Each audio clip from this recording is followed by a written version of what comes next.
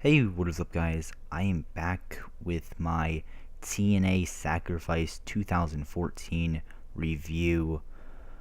Overall, the show was very bad. I don't know how to really put it. This show was bad. Honestly, there was only like one good match in the show, and that's it. I mean, just TNA. That's all I need to say is TNA. So let's get into it. We have the first match. We have the Wolves, Eddie Edwards and Davey Richards, going up against the Bromance, Jesse Goddard and Robbie E. and DJ Z. This was a 3-on-2 handicap match here for the World Tag Team titles, and this match ended up being no DQ. Um, Overall, this match was not a bad match here. This wasn't good, but it wasn't bad. It was just right in the middle of like okay. I mean, it just it it it was good to see the Wolves win the tag team titles here. They won them and then they lost them like a week later to the Bromance again. Um, but yeah, I just think that it was a decent match. Nothing really to complain about here. Wolves win. Nothing really special. Nothing. I mean, it's good for them to win. But it is what it is. It's TNA. Then we have the next match. We had Samuel Shaw versus Mr. Anderson in a committed match, and I ended up finding out what a committed match is. It's pretty much there was a van with padding, like white padding all in it, and pretty much whoever gets thrown in the van first and the doors get shut, pretty much the person that goes inside and gets locked in has to be, I think, committed into like a mental hospital or some shit like that. I don't remember exactly what it was, but it was something like that. Um, Overall, this match was very long and very boring, and the match was it was pretty bad, honestly. Um, it was not it was better than a lockdown match, but it wasn't good by any means. Very long, not good. Mr. Anderson ended up they ended up fighting like to the van, and Samuel Shaw is about to win, and Christy Hemme comes out of nowhere pretty much, and she ended up like kind of like flirting with him, and then she ended up kicking him in the balls or kneeing him in the balls, and Mr. Anderson ended up hitting Mike check on the van, and then threw Samuel Shaw in there for the win. So Mr. Anderson defeats Samuel Shaw here. Samuel Shaw, I guess, is going to the mental hospital, whatever it is. So whatever. Then we had the next match. We had Kurt Angle and Willow going up against EC3 and Rockstar Spud in a tag team match. This was an okay match here. Nothing really special. I understand why they did this match, just because Kurt Angle just came back from the knee surgery or whatever he had. I mean, I understand why they did this match, just because I don't think he can go a full match with EC3, and I think they're waiting to do that match. I still think they're going to do that match, but they're just going to wait a little while. So they just threw Hardy in here and Rockstar Spud in here as well. Yeah, decent match here. Willow ends up hitting Swanton for the win. Nothing really special. It was okay. Then we had Sonata going against Tiger Uno for the X Division title, and I thought this match was going to be a lot better than what it actually was. It was decent. Nothing really special. Sonata actually acted kind of like a heel, like during half the match. Like, it was kind of weird, but he like kind of acted like a heel. Like, I don't know. I just thought that he just was doing some heelish stuff, and like, I know he's a babyface, so it was kind of confusing me. But Sonata ended up retaining the moonsault. That's really it. Nothing really special. It was an okay match. Then we had Gunner versus James Storm in an I Quit match. Now, this was definitely the match of the night. The only good match on the actual show, in my opinion. And this wasn't even as... I think their first match was definitely their best match. This was a good match, but it wasn't anything great. They told a good story here, but the fans really killed it for me. the fans were chanting for random shit, and this all started like I think the fans started chanting random shit like during the Tiger Uno and Sonata match. They started chanting from random shit, and then they continued it in this match. They were chanting for AJ Styles. They were just chanting for just random stuff, which made no sense because this match was actually good, and they were just chanting the most random shit. And I don't understand why they were doing it. And people complain about, they're in Orlando, so like the fans suck. They're all coming from the Universal, whatever it is.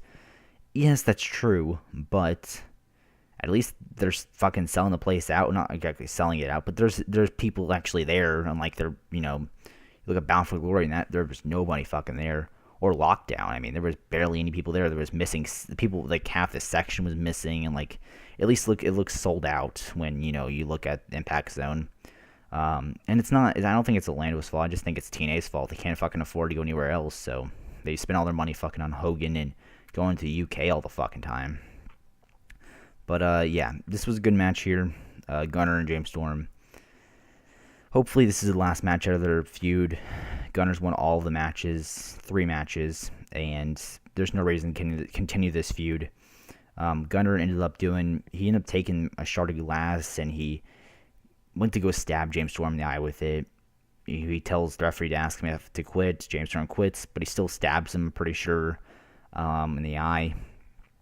Good match. Gunner wins. They did the chair spot where they've done for the past 2. They've done it for all matches they have had. But yeah, it was a good match, but nothing really special here. Gunner got busted open, which was kind of cool, but that's really it. Then we had the next match. We had Angelina Love versus Madison Rayne, and Velvet Sky was with Angelina Love. This was for the Knockouts title, and Angelina Love is in Velvet Sky's entrance. Damn. If you guys saw it, you guys would know what I'm talking about. Pretty good. Okay. But yeah, this was an okay match here, and nothing really special. I thought this would be a lot better than actually it was, just like the Tiger Uno and Sonata match. Velvet Sky ended up spraying something in Madison Rayne's face, and Angelina Love just got a roll up for the win. So she's a new Knockouts champion. Is what it is. I guess their Knockouts division is improving. I mean, they got Angel Love now. They got Brittany, I'm pretty sure her name is. Terrence Sherrill is supposed to be coming back sometime, so we'll have to see where the Knockouts division goes, but I don't know. And then we had the next match. We had Bobby Roode going up against Bully Ray in a tables match. This was an okay match here, nothing really special. I feel like I've been saying that a lot. But yeah, nothing really special here. Bully Ray ended up going for a power bomb through a table. He ends up picking Bobby Roode up like halfway, and Bobby Roode's boot hits the referee in the face. Didn't even hit him on TV, but still, he sold it like a champ. I guess the referee just sold it for like 7 minutes, but that's cool. Bully Ray ends up powerbombing through a table after that, and the referee doesn't see it, so he just picks him back up, and Bully Ray ended up taking Bobby Roode outside the ring. There was 2 tables set up outside the ring. He lays him on top of that. He goes for a splash off the top rope through the tables, and the referee's still down, and somebody in like a black outfit ended up coming out of nowhere, really, and Bobby Roode moves, and they push this person in black, ended up pushing Bully Ray off the turnbuckle through the 2 tables. Referee stands up, sees that he's through the 2 tables, rings the bell. Bobby Roode wins.